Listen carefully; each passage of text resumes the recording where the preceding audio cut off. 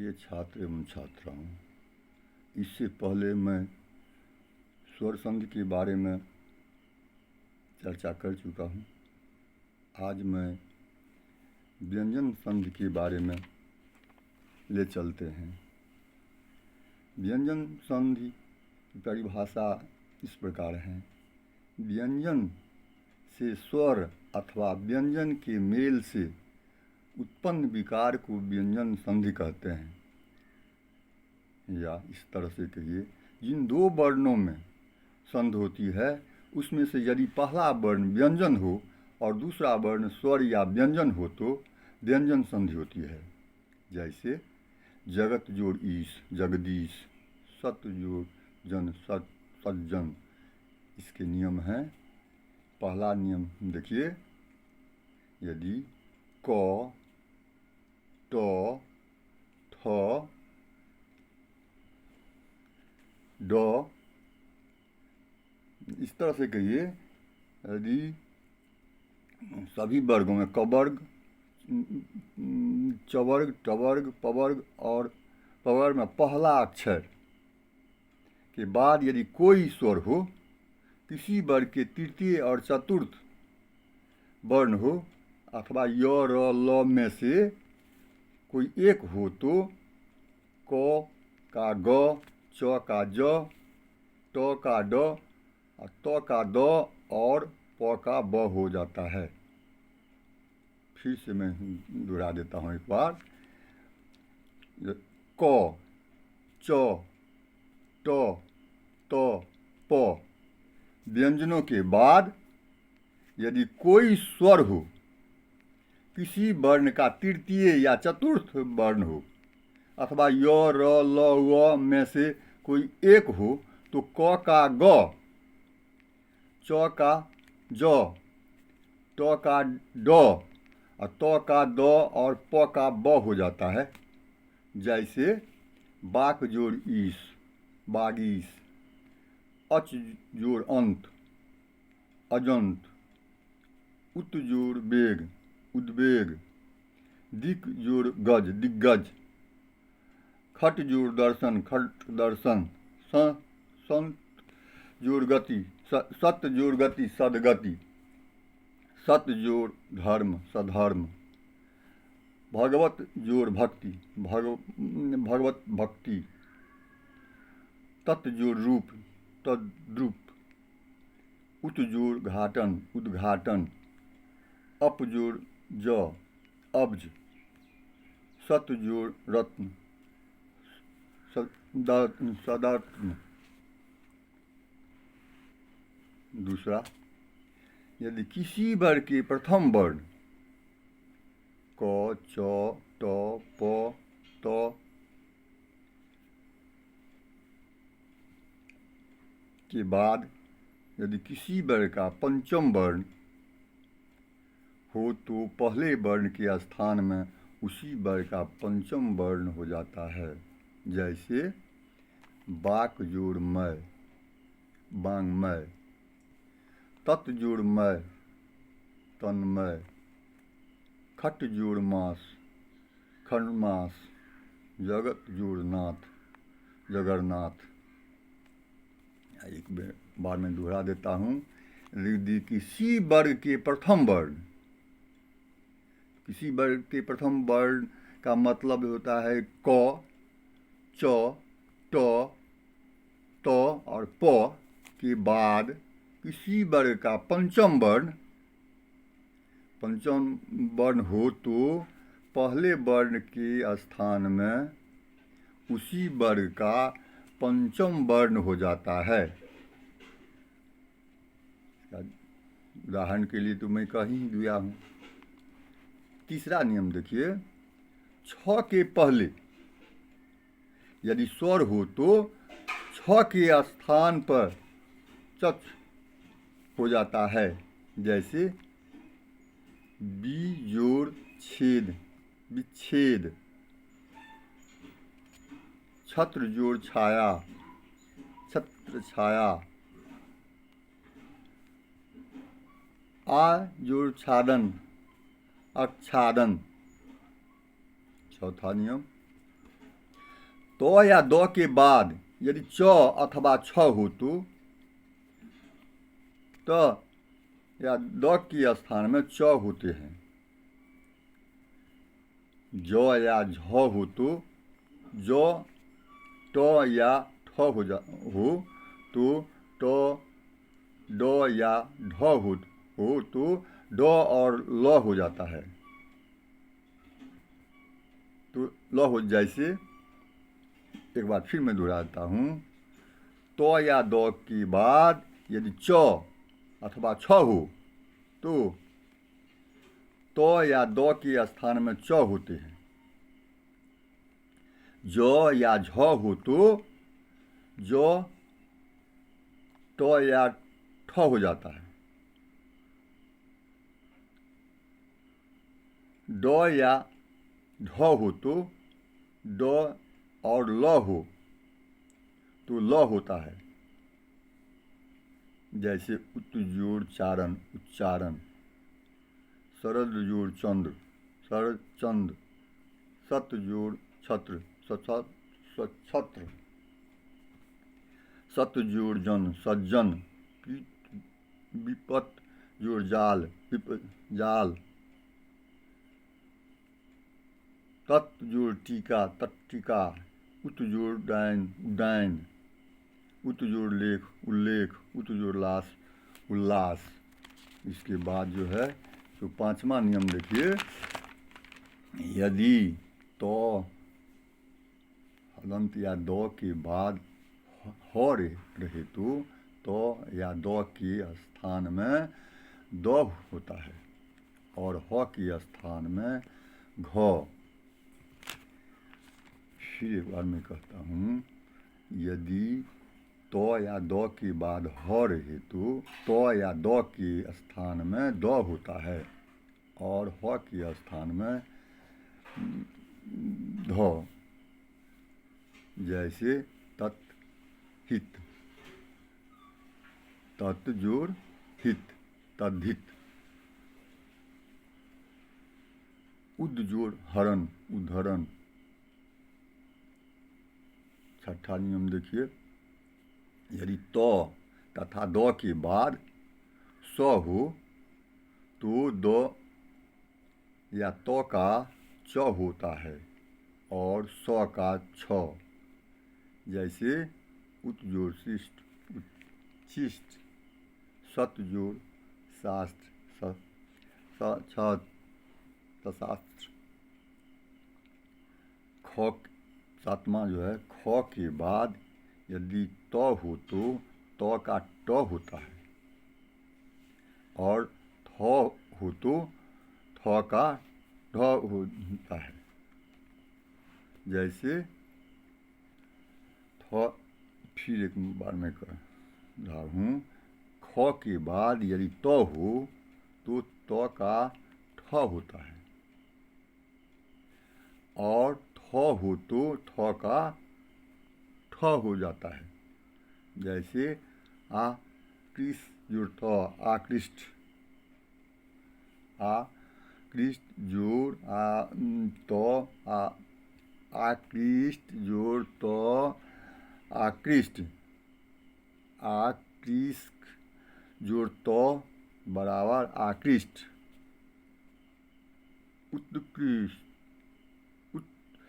जो उत्कृष्ट जोड़ तो बराबर उत्कृष्ट, पृख जोड़ तो बराबर पृष्ठ, पख जोड़ थो बराबर पख पष्ट। आठवां म के बाद यदि अंत हस्त या उष्म स ख स ह वर्ण हो तो म का अनुस्वार हो जाता है। जैसे किम जोड़वा किम्बा, सम जोड़ हार संहार, सम जोड़ योग संयोग, सम जोड़ बाद संवाद, सम जोड़ सय संशय, सम जोड़ सार संसार, 9वां नियम है, म के बाद यदि स्पर्श वर्ण हो तो म के बदले अनुस्वार अथवा उसी वर्ण का पंचम वर्ण आता है। जैसे सम जोड़ कल्प बराबर संकल्प, सम जोड़ तोष संतोष संतोष, सम जोड़ चय संचय संचय। 10वां, म के परे यदि र का आगमन हो तो म अनुस्वार में न बदलकर उसी वर्ण के साथ मिल जाएगा। जैसे सम जोड़ राज सम्राज, सम जोड़ राष्ट्र सम्राष्ट्र, यही नियम हुआ। उसके बाद हम जो है सो विसर्ग संधि ले चलते हैं। ये तो है सो व्यंजन संधि के नियम हैं। और विसर्ग संधि देखिए, विसर्ग संधि के साथ स्वर या व्यंजन की संधि को विसर्ग संधि कहते हैं। फिर एक बार, विसर्ग के साथ स्वर या व्यंजन की संधि को विसर्ग संधि कहते हैं। जैसे तपः जोड़ वन तपोवन, निह जोड़ अंतर निरंतर, दुख जोड़ आचार्य दुराचार्य। अब समझ गए होंगे, फिर मैं एक बार कहता हूँ। जो विसर्ग के साथ स्वर या व्यंजन की संधि को विसर्ग संधि कहते हैं। जैसे तपः जोड़ वन तपोवन, निह जोड़ अंतर निरंतर, दुह जोड़ आचार्य दुराचार्य। इसके नियम इस प्रकार से हैं। पहला, विसर्ग के बाद च या छ हो तो विसर्ग का स ट या ठ में ठ हो तो ख और त अथवा थ हो तो स हो जाता है। जैसे मनः जोड़ चांचल्य चांचल्य मना चांचल्य, निह जोड़ छिद्र निश्छिद्र, धनु जोड़ टंकार धनुष टंकार, मनः जोड़ ताप मनस्ताप। दूसरा नियम, विसर्ग के बाद स ख या स हो तो विसर्ग का विसर्ग ही रह जाता है अथवा उसके स्थान में आगे का वर्ण होते हैं। दुह जोड़ शासन दुशासन या दुशासन, निह जोड़ संदेह निस्संदेह या निस्संदेह। तीसरा नियम, यदि विसर्ग के पहले ई या उ हो तो क ख या प फ के बदले माने क, यदि विसर्ग के पहले ई या उ हो तो क ख या प फ के पहले के विसर्ग का स हो जाता है। जैसे निह जोड़ कपट निष्कपट, दुह जोड़ कर्म दुष्कर्म, निह जोड़ फल निष्फल। इसके बाद दुह के बाद ख हो तो विसर्ग ज्यों का त्यों रहेगा। जैसे दुह जोड़ ख माने दुख। चौथा नियम, यदि अ या आ के बाद विसर्ग हो और उसके बाद क ख या प फ आवे तो विसर्ग का विसर्ग ही रह जाता है। जैसे रज जोड़ कन रजह कन, रज, प जोड़ पान प पान, ख देखिए वो तो इसके बाद कुछ शब्द में विसर्ग का स भी होता है, जैसे नमः जोड़कार नमस्कार, भा जोड़कर भास्कर, पुरः जोड़कार पुरस्कार। इस प्रकार जो अब इसके बाद जो है सो 5वां नियम देखिए, यदि विसर्ग के पहले अ हो और बाद में स्पर्श वर्णों के किसी भी वर्ग के तृतीय, चतुर्थ, पंचम अथवा य, र, ल, व में से कोई एक हो तो अकार और विसर्ग अ के स्थान पर ओ हो जाता है, जैसे अध जोड़ गति अधोगति, यश जोड़ द यशोदा, पय जोड़ धारा पयोधारा, मन जोड़ मोहक मनोमोहक, मन जोड़ योग मनोयोग, तेज जोड़ राशि तेजोराशि। छठा नियम देखिए, यदि विसर्ग के पहले अ हो और बाद में भी अ हो तो पहले आकार और विसर्ग के स्थान पर ओ हो जाता है तथा बाद वाले आकार का लोप हो जाता है, जैसे मनः जोड़ अनुकूल मनोनुकूल, मनः जोड़ अनुसार मनोनुसार। एक बार फिर इस नियम को दोहरा देता हूँ, यदि विसर्ग के पहले अ हो और बाद में भी अ हो तो आकार और विसर्ग के स्थान पर ओ हो जाता है तथा बाद वाले आकार का लोप हो जाता है,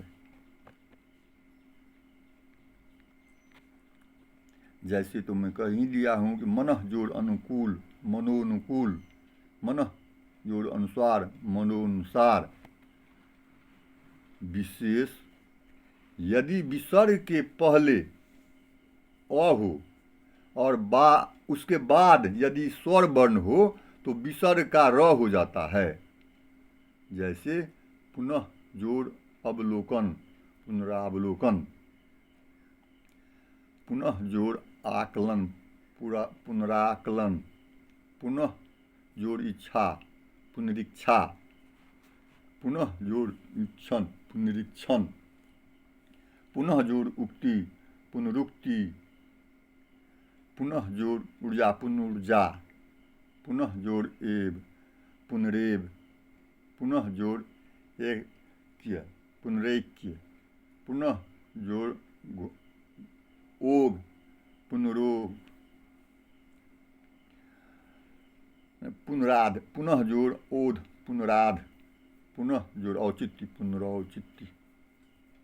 7वां, यदि र माने रेफ के बाद र हो तो र का लोप हो जाता है और उसके पूर्व का ह्रस्व स्वर दृढ़ कर दिया जाता है, जैसे निरह जोड़ रब निरस, निरह जोड़ रस निरस, निर जोड़ रोग निरोग, निर जोड़ रंध्र निरंध्र, निर जोड़ रब निरब, निर जोड़ रुच निरुच।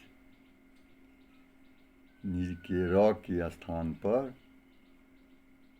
अनुस्वार विसर्ग, नि के र के स्थान पर विसर्ग भी लिखा जाता है, जैसे नि जो रुज निरुज आदि। इसके बाद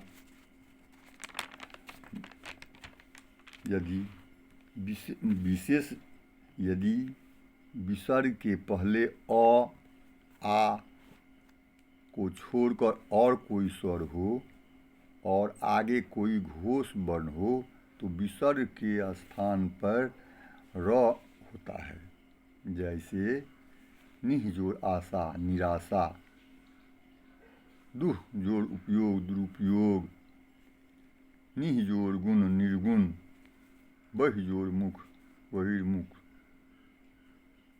फिर एक बार विशेष में कह देता हूँ कि यदि विसर्ग के पहले अ, आ को छोड़कर और कोई स्वर हो और आगे कोई घोष वर्ण हो तो विसर्ग के स्थान में र होता है।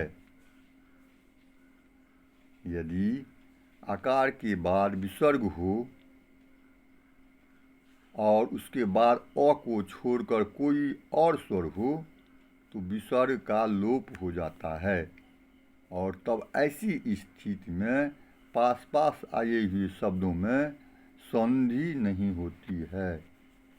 जैसे अतः जोड़ एव अतएव जो है सो विसर्ग संधि का नियम हुआ। तो मैं पहले संधि की परिभाषा, उसके भेद और स्वर संधि के नियम के बारे पिछले वर्ग में मैं कर चुका। आज मैं जो है सो व्यंजन संधि और विसर्ग संधि के बारे में कह दिया हूँ। यही जो आज का वर्ग है। धन्यवाद।